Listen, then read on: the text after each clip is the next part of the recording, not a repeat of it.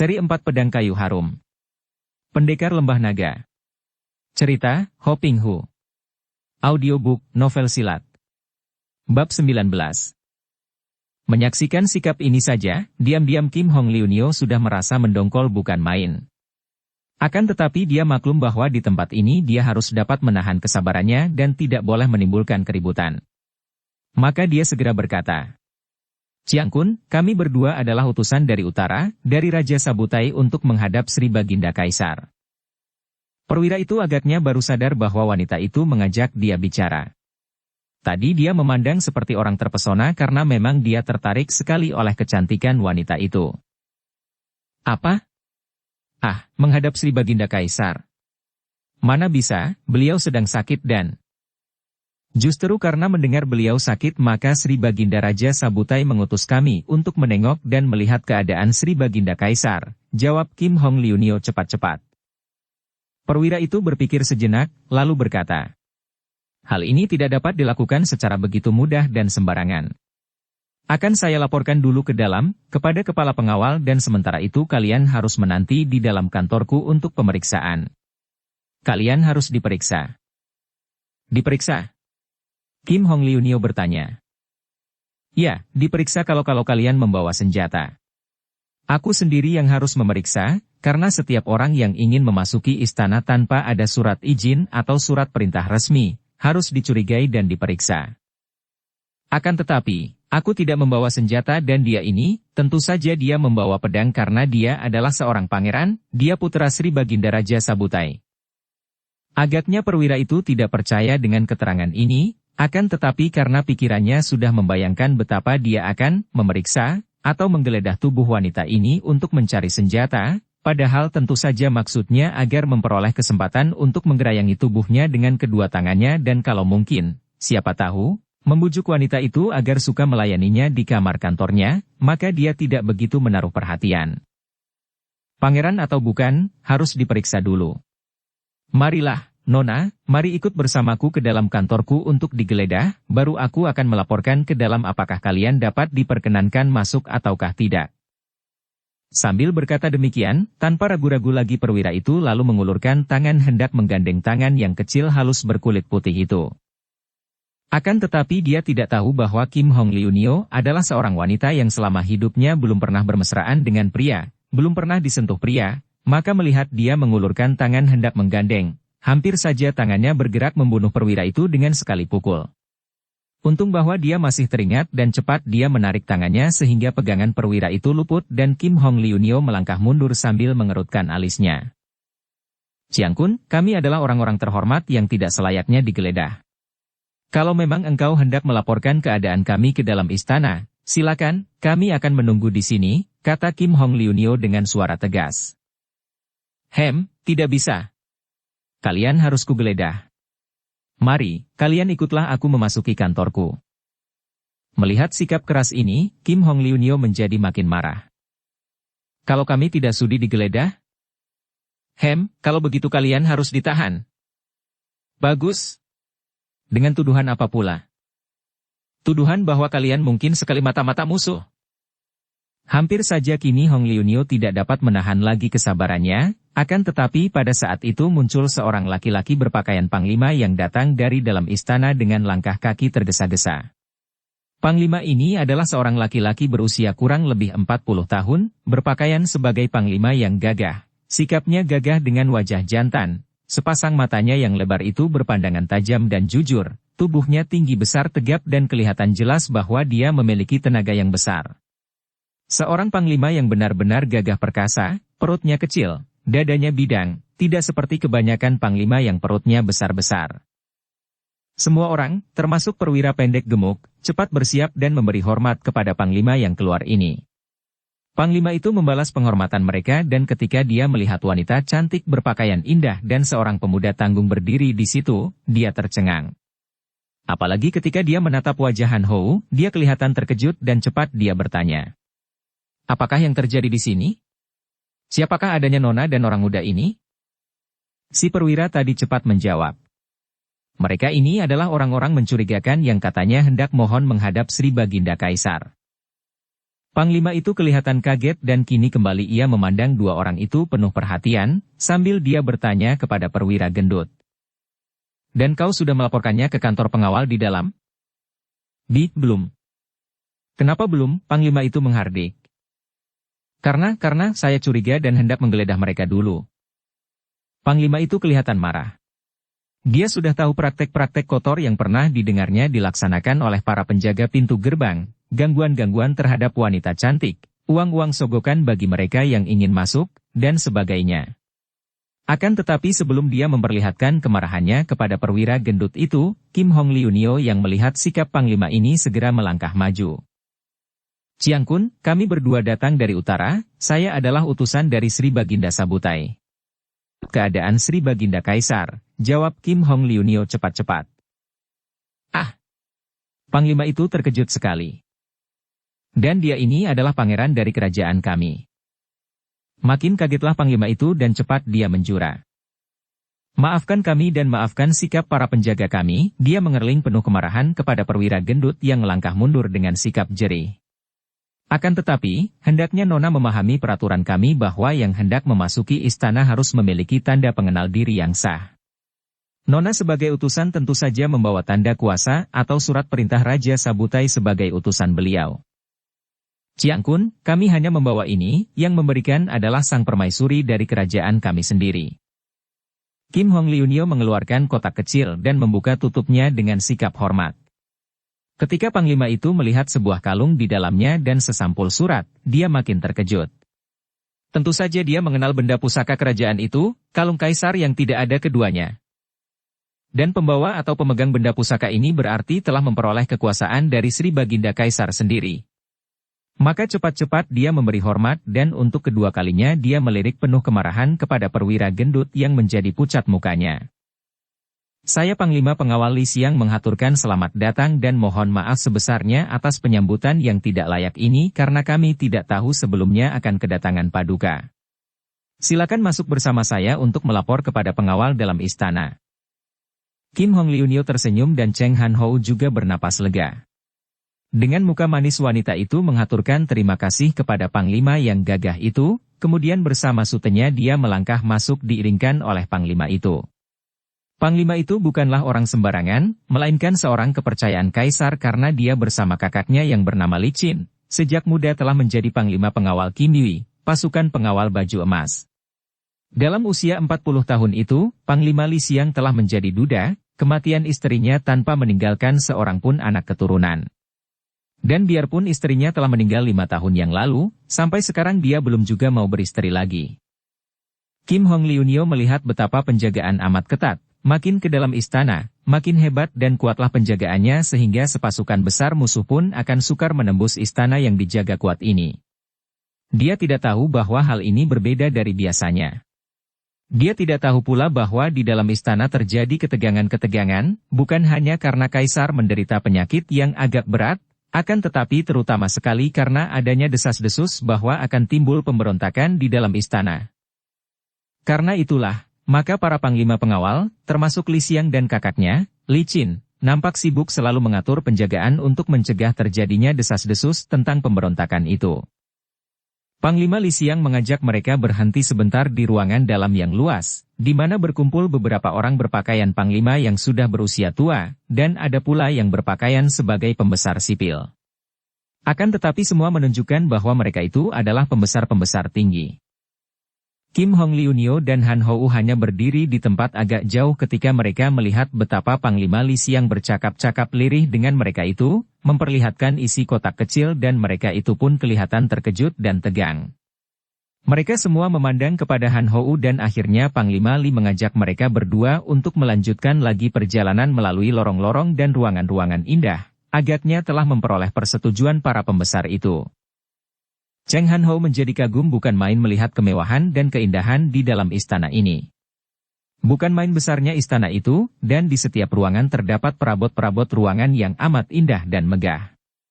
Di setiap ruangan atau lorong tentu terdapat pengawal-pengawal yang berjaga dengan berdiri tegak dan sikap waspada, dan di sana-sini terdapat pula dayang-dayang istana yang cantik-cantik, sutera-sutera beraneka warna bergantungan di mana-mana dan tidak nampak sedikit pun debu di dalam ruangan-ruangan itu. Akhirnya tibalah mereka di depan sebuah kamar besar dan kembali di depan kamar ini terdapat sepasukan pengawal yang amat gagah karena pakaian mereka semua terdiri dari baju bersulam benang emas. Inilah pasukan Kimiwi yang terkenal, pasukan pengawal pribadi kaisar yang terdiri dari orang-orang yang gagah perkasa. Ketika melihat dua orang ini dikawal oleh panglima mereka sendiri, para pengawal itu cepat memberi hormat dan memberi jalan. Dua orang dayang cantik membukakan pintu dan Panglima Li mengawal dua orang tamu itu memasuki kamar. Kamar itu indah sekali dan amat luas. Kaisar nampak rebah terlentang dengan bantal tinggi mengganjal kepala dan punggung, wajahnya pucat akan tetapi sikapnya tenang. Banyak orang berlutut di atas lantai menghadap ke pembaringan Sri Baginda, terdapat beberapa orang laki-laki tua berpakaian sipil, ada juga yang berpakaian panglima, dan ada pula seorang laki-laki muda berpakaian mewah. Pemuda ini adalah Pangeran Cheng Suliak, seorang di antara pangeran-pangeran yang ada di kerajaan itu.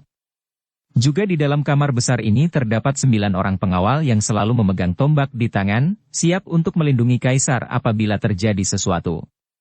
Dayang-dayang cantik dan muda berkumpul di sudut, siap melakukan segala perintah kaisar.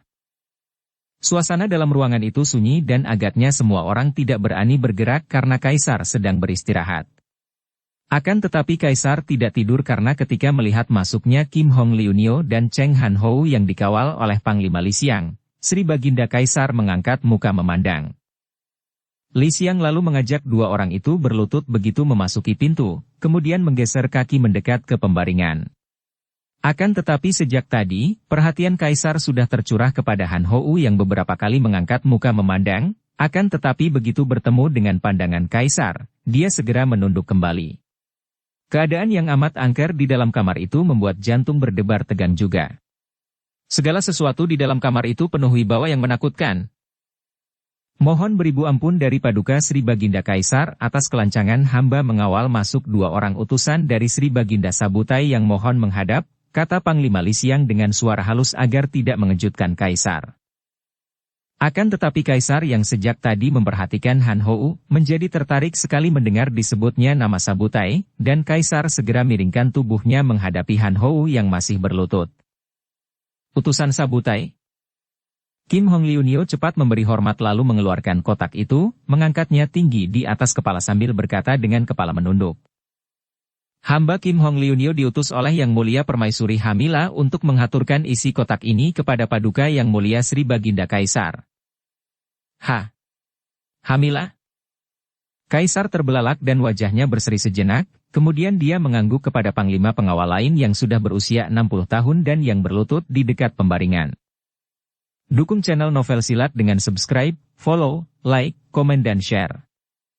Panglima ini adalah panglima pengawal licin yang setia.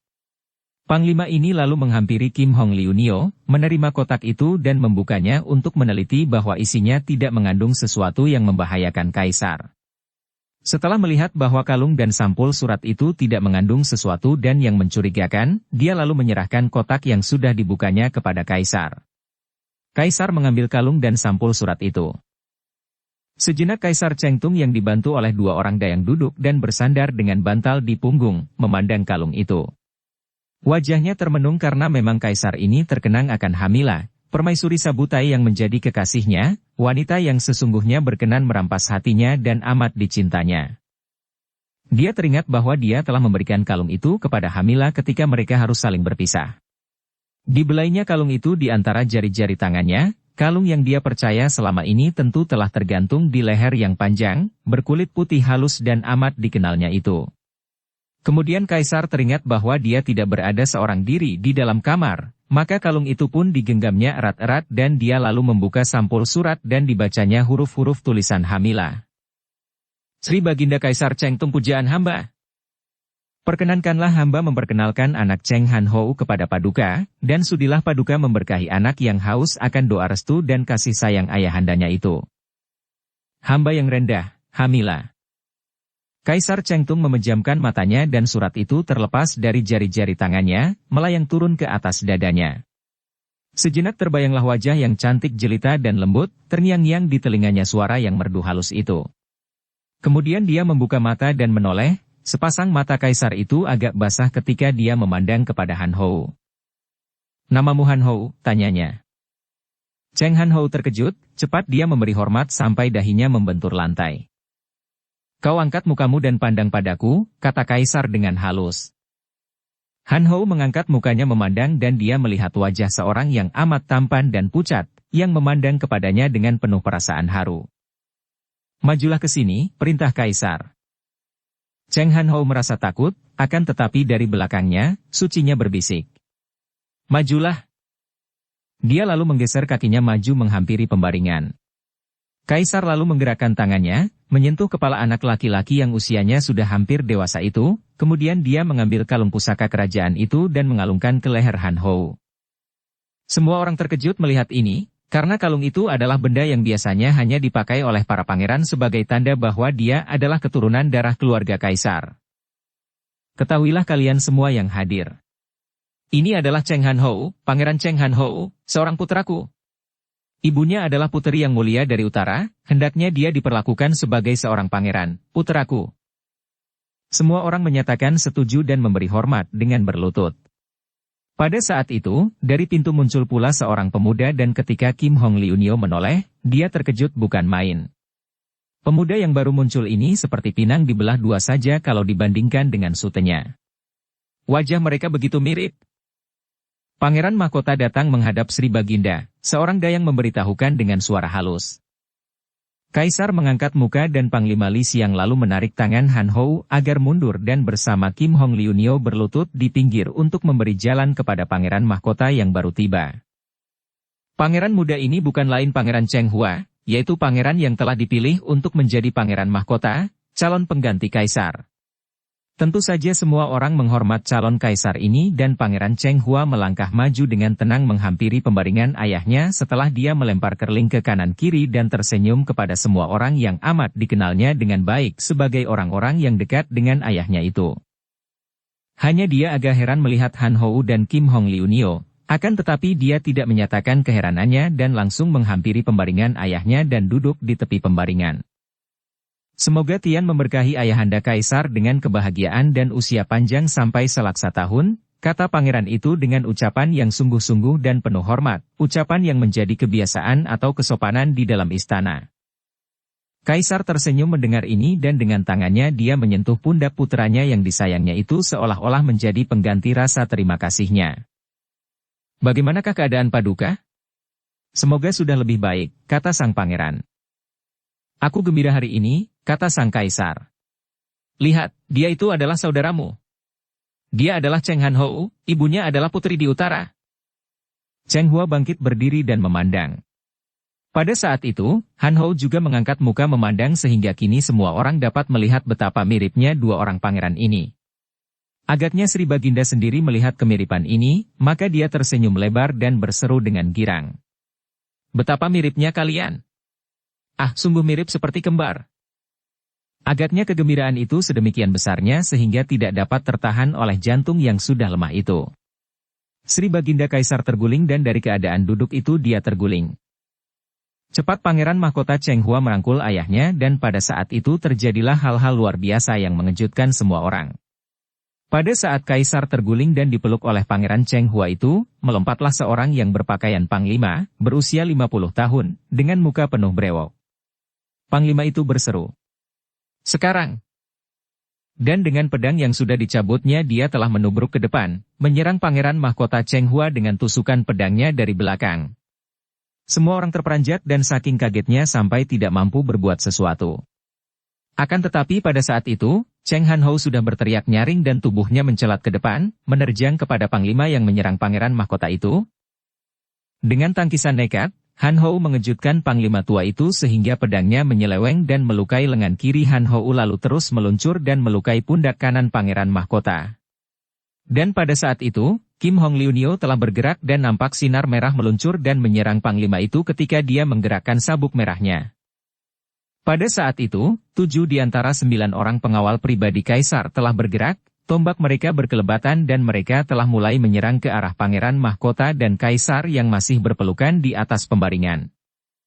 Akan tetapi Han Ho sudah menerjang dan menyambut mereka dengan pedangnya dan pemuda cilik ini mengamuk hebat, sedangkan di pihak lain Kim Hong Liunio sudah mendesak sang panglima pemberontak dengan sabuk merahnya. Barulah para panglima dan pembesar yang berada di situ menjadi geger dan sadar bahwa telah terjadi pemberontakan. Kiranya pemberontakan yang didesas-desuskan itu, yang kemudian hendak dicegah dengan penjagaan ketat, tidak datang dari luar, melainkan dari dalam, bahkan komplotan pemberontak itu telah berkumpul di dalam kamar kaisar. Panglima Li Qin dan Li Xiang cepat bergerak pula membantu Han Hou menghadapi 7 orang pengawal pemberontak. Dengan adanya Kim Hong Liunio di situ, bersama juga Han Hou yang biarpun lengan kirinya sudah terluka namun masih mengamuk dan sebentar saja dia telah merobohkan 2 orang pengawal pemberontak, maka akhirnya pemberontak itu dapat dihancurkan sebelum menjalar keluar. Dengan sabuk sutranya, Kim Hong Liunio berhasil menotok leher dan kedua lengan panglima pemberontak sehingga panglima itu roboh pingsan sedangkan Han Hou yang dibantu oleh 2 orang panglima Li telah dapat menewaskan 7 orang pengawal itu. Jangan bunuh panglima hianat itu, kata Panglima Li Xiang kepada Kim Hong Liunio maka wanita ini pun tidak bergerak untuk membunuhnya. Dia tahu bahwa tentu panglima ini akan dipaksa mengaku siapa penggerak pemberontakan. Akan tetapi, tiba-tiba terdengar jerit mengerikan dan orang muda yang sejak tadi telah berada di situ, yaitu Pangeran Cheng Sukiat, telah roboh dengan dada tertusuk pedang pendek yang dipegang oleh tangan kanannya. Kiranya pangeran ini telah membunuh diri di situ setelah melihat betapa usaha pemberontakan itu gagal. Semua mayat dan panglima yang tertawan itu telah dibawa keluar dengan cepat, dan tempat itu dibersihkan. Akan tetapi Sri Baginda Kaisar minta pindah ke kamar lain mengajak pangeran mahkota yang sudah diobati pundaknya, Han Hou yang juga telah dibalut lengannya, dan ditemani pula oleh Kim Hong Liunio, Panglima Li Xiang dan para panglima lain. Di dalam kamar ini Sri Baginda Kaisar dan Pangeran Mahkota menyatakan kekaguman dan terima kasih mereka kepada Cheng Han Hou dan Kim Hong Liunio, karena harus diakui bahwa kalau tidak ada mereka, keadaan Pangeran dan Kaisar sungguh bisa terancam bahaya maut. Apalagi Pangeran Cheng Hua, dia tahu betul bahwa serangan tiba-tiba dari Panglima tadi tentu akan menewaskannya kalau tidak ada Han Hou yang cepat menangkis dengan mengorbankan lengannya sendiri terluka itu. Panglima pemberontak yang tentu saja dijatuhi hukuman mati itu sebelum mati telah mengaku bahwa pemberontakan itu diatur oleh Pangeran Cheng Suliat. Sesungguhnya bukanlah merupakan pemberontakan umum yang besar-besaran, melainkan hanya merupakan niat untuk membunuh Pangeran Mahkota agar Pangeran Cheng Suliat memperoleh kesempatan untuk menggantikan Pangeran Mahkota kalau pangeran ini tewas. Maka tadi ketika melihat Sri Baginda Kaisar terguling karena serangan jantung, Panglima pengkhianat itu mengira bahwa Sri Baginda telah meninggal dunia, maka dia melihat kesempatan baik sekali untuk turun tangan, sesuai dengan perintah Pangeran Cheng Suliat yang menjanjikan pengampunan bahkan kedudukan tinggi apabila usaha itu berhasil. Tentu saja Cheng Han Hou dan Kim Hong Liunio menjadi orang-orang yang berjasa besar di dalam istana kaisar. Mereka menjadi orang-orang terhormat yang dikagumi, dan karena Cheng Han Hou telah diumumkan oleh kaisar sendiri sebagai pangeran, maka tentu saja dia diterima di mana-mana dengan terhormat dan Kim Hong Liunio yang dikenal sebagai pengasuh atau pengawalnya, juga dikagumi orang karena selain cantik jelita dan bersikap agung pendiam, juga semua orang kagum bahwa wanita cantik ini berhasil menundukkan seorang yang demikian terkenal sebagai seorang panglima yang pandai ilmu silat seperti Panglima Boan yang membantu pemberontakan atau pengkhianatan Pangeran Cheng Suliat itu. Akan tetapi, peristiwa di dalam kamar kaisar itu membuat penyakit yang diderita kaisar menjadi makin berat. Perbuatan putranya sendiri yang hampir saja membunuh Pangeran Mahkota dan dia sendiri, mendatangkan kedukaan hebat sehingga setelah menderita serangan jantung berkali-kali, akhirnya sebulan kemudian Kaisar Cheng Tung meninggal dunia. Seluruh istana berkabung, bahkan seluruh rakyat diharuskan untuk berkabung. Setelah ikut hadir dalam pemakaman kaisar dan ikut pula berkabung, Han Hou yang merasa kehilangan ayah kandungnya dan merasa bahwa tidak ada perlunya lagi baginya untuk lebih lama tinggal di istana kerajaan Beng. Juga Sucinya membujuk kepadanya untuk segera berpamit dan kembali ke utara, karena Sucinya merasa tidak enak hati selalu kalau teringat akan ancaman orang-orang Kang Ou kepadanya, seperti yang telah terjadi sebelum mereka memasuki istana, yaitu ketika mereka bertemu dengan tokoh-tokoh Wali Kaipang. Han Hou lalu menghadap Pangeran Cheng Hua untuk mohon diri pulang ke utara. Akan tetapi, Pangeran Cheng Hua yang merasa suka sekali kepada Han Hou, yang biarpun hanya seorang pangeran kelahiran utara, di daerah setengah liar itu, namun ternyata tidak mengecewakan menjadi seorang pangeran Beng, karena selain pandai ilmu silat, juga pangeran muda ini cukup luas pengetahuannya yang didapatnya dari kitab-kitab yang dipelajarinya di utara, menahannya. Pangeran Cheng Hua menahan Han Hou agar suka tinggal di kota raja sampai hari penobatannya sebagai kaisar pengganti ayah mereka yang telah meninggal dunia.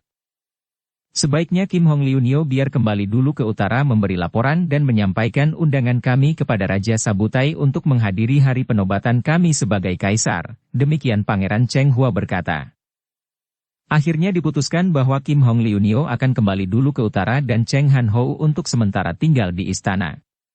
Kim Hong Liu Nio tidak merasa keberatan karena sutenya itu tentu saja akan terjamin keamanannya berada di dalam istana kerajaan Beng. Maka berpamitlah dia dan berangkatlah wanita perkasa yang cantik jelita itu keluar dari istana, di mana dia hidup terhormat sampai lebih dari 1 bulan lamanya. Kita tinggalkan dulu keadaan Cheng Han Hou yang tinggal di istana, dan Kim Hong Liu Nio yang melakukan perjalanan kembali ke utara, dan mari kita menengok keadaan Sin Leong untuk memperlancar jalannya cerita. Seperti kita ketahui, Sin Leong kini tinggal di rumah Na Piausu, yaitu Na Cheng Han yang gagah perkasa dan ramah sekali itu.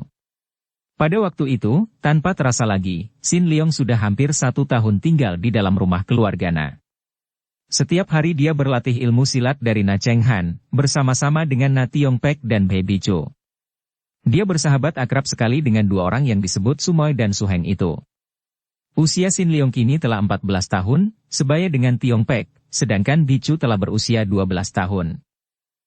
Bicu memang manis sekali. Biarpun usianya baru 12 tahun, namun jelas nampak sudah bahwa dia merupakan seorang dara yang amat manis.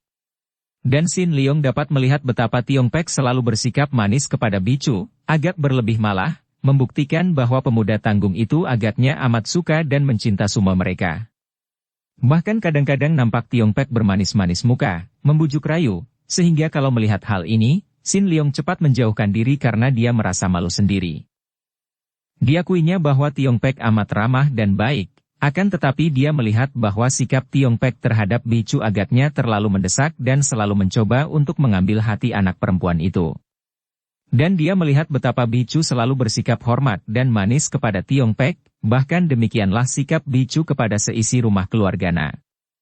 Hal ini dimengerti oleh Sin Leong karena tentu dara kecil itu merasa betapa dia adalah seorang yang menumpang hidup di dalam rumah keluarga Na.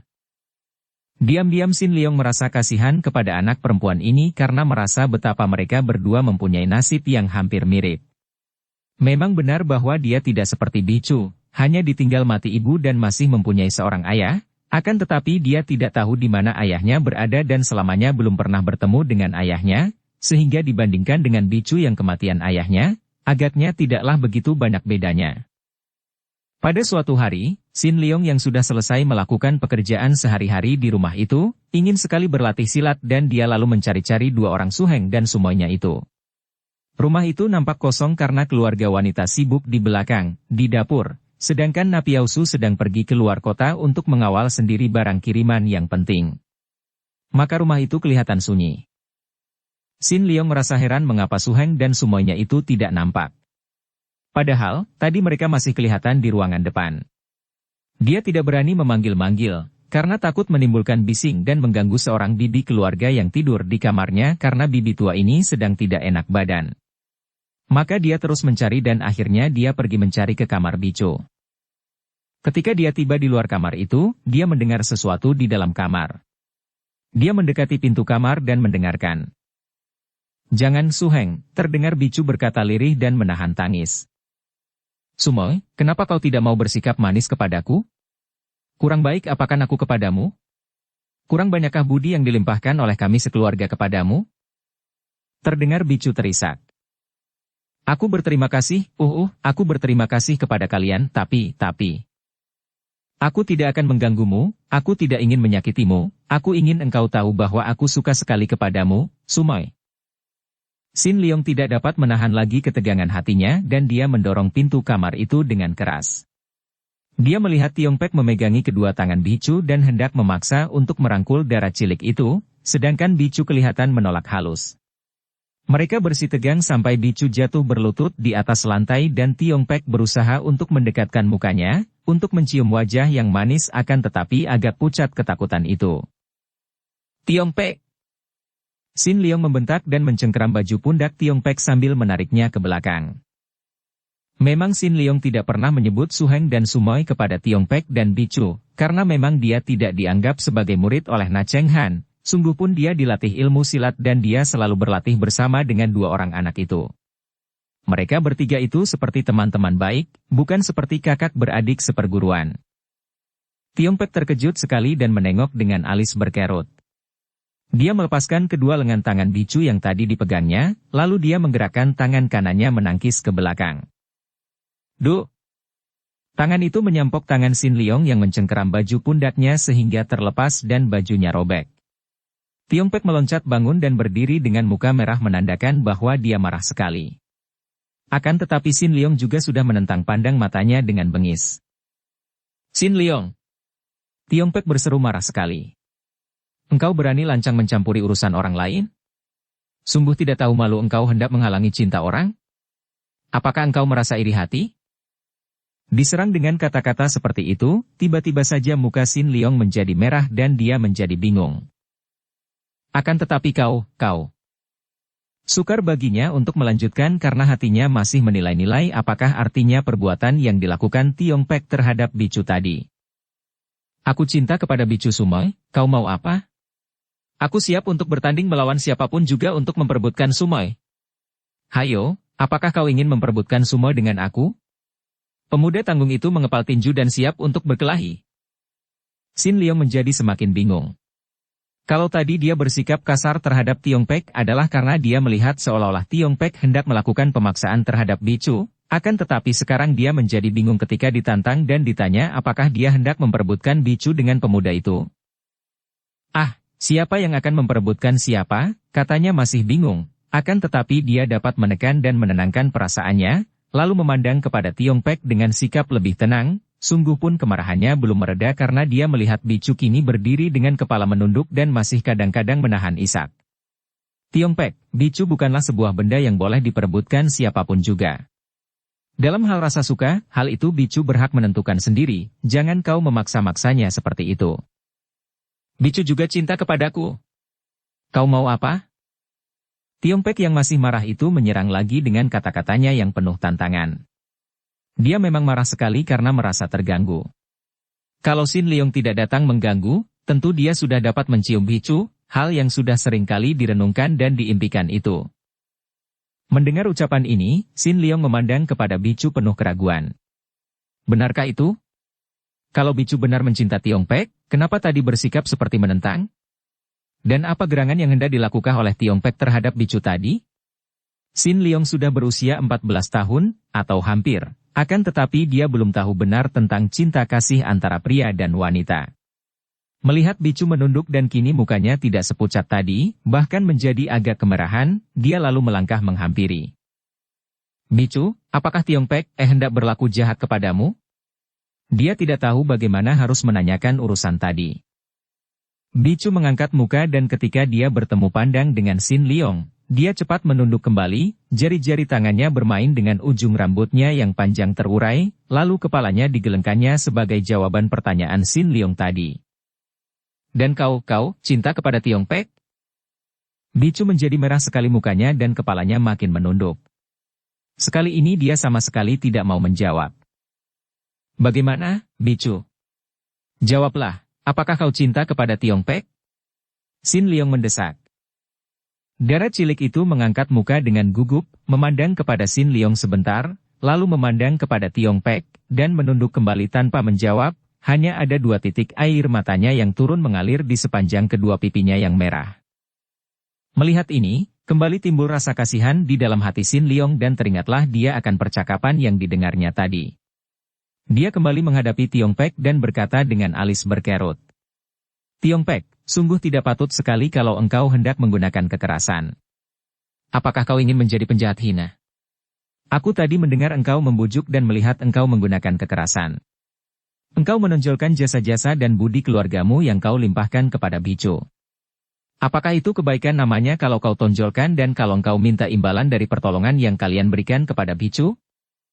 Sin Leong, kau ini siapa bermulut selancang ini?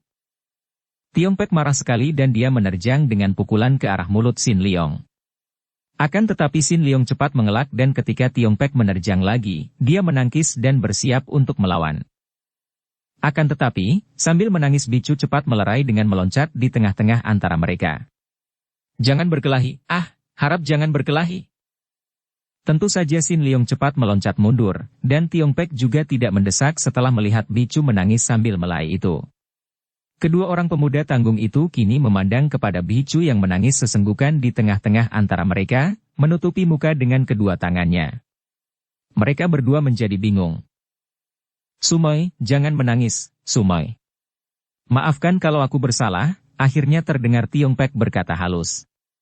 Aku tadi hanya ingin menciummu, jahatkah perbuatan itu, padahal aku hanya ingin membuktikan cintaku?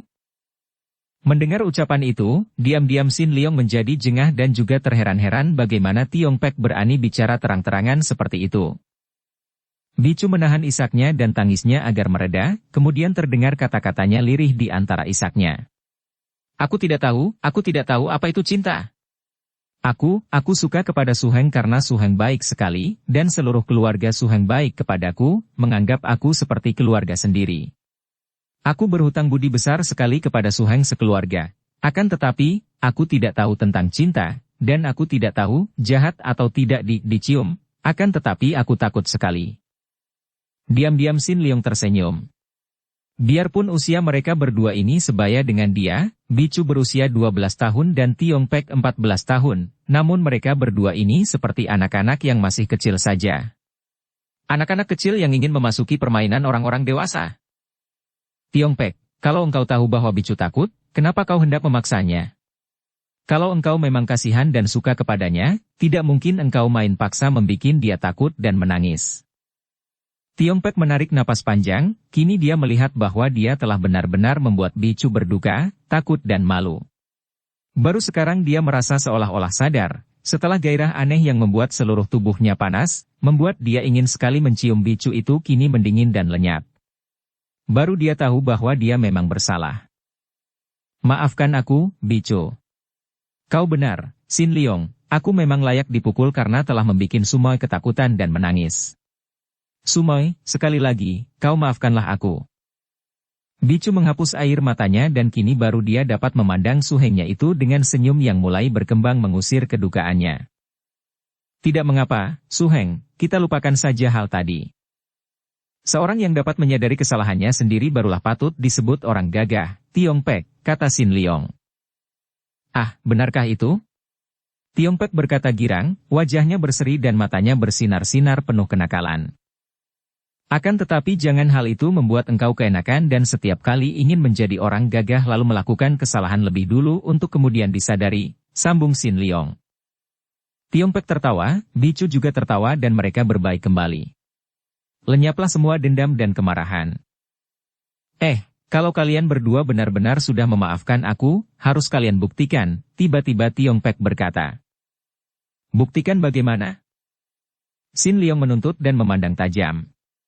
Jangan-jangan bocah nakal ini minta bukti aneh-aneh, seperti cium dari Bicu misalnya. Kalau begitu dia tentu tidak akan ragu-ragu untuk menjotosnya. Buktinya adalah bahwa kalian tidak akan mengatakan sesuatu tentang urusan tadi kepada ayah. Kau tahu bahwa aku tidak akan berkata apa-apa kepada Paman, Suheng, kata Bicu cepat. Akan tetapi aku hanya mau berjanji tidak akan menyampaikan kepada Paman asal engkau pun berjanji tidak akan mengulangi perbuatan sesat tadi, kata Sin Leong. Sesat? Memang salah akan tetapi jangan namakan itu sesat, Sin Leong. Baiklah, dengarkan kalian. Aku berjanji tidak akan mencoba untuk mencium Bicu kecuali kalau memang semua Bicu mau kucium. Tentu saja mendengar janji yang seperti itu, seketika wajah Bicu kembali menjadi merah sekali. Dasar engkau setan! Sin Leong menegur sambil tertawa dan Tiong Pek juga tertawa. Bicu terpaksa ikut pula tertawa dan ketiga orang anak itu lalu memasuki Lian Butia, ruangan berlatih silat, di mana mereka berlatih silat dengan tekunnya. Wanita cantik itu melakukan perjalanan dengan tergesa-gesa menuju ke pintu gerbang kota raja sebelah utara. Para penjaga di pintu gerbang itu cepat berdiri dengan sikap menghormat ketika wanita itu berjalan keluar dari pintu gerbang. Bahkan komandan jaga yang bertubuh tinggi besar itu memberi hormat dan berkata, "Selamat jalan, Li Hiap." Wanita itu bukan lain adalah Kim Hong Liu Nio. Semenjak terjadi peristiwa pemberontakan di dalam istana yang bermaksud membunuh pangeran mahkota dan kaisar dan usaha jahat itu digagalkan oleh Kim Hong Liu Nio dan Cheng Han Ho, wanita ini menjadi seorang tokoh yang terkenal di kota raja, terutama di lingkungan istana dan di antara para pengawal. Oleh karena itu, ketika dia keluar dari pintu gerbang, semua penjaga memberi hormat, bahkan komandan jaga menghaturkan selamat jalan.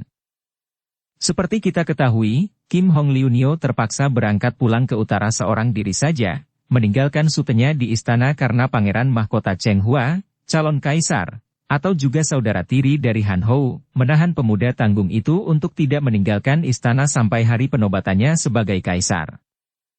Bersambung ke bab 20. Dukung kami dengan subscribe, follow, like, komen dan share. Terima kasih.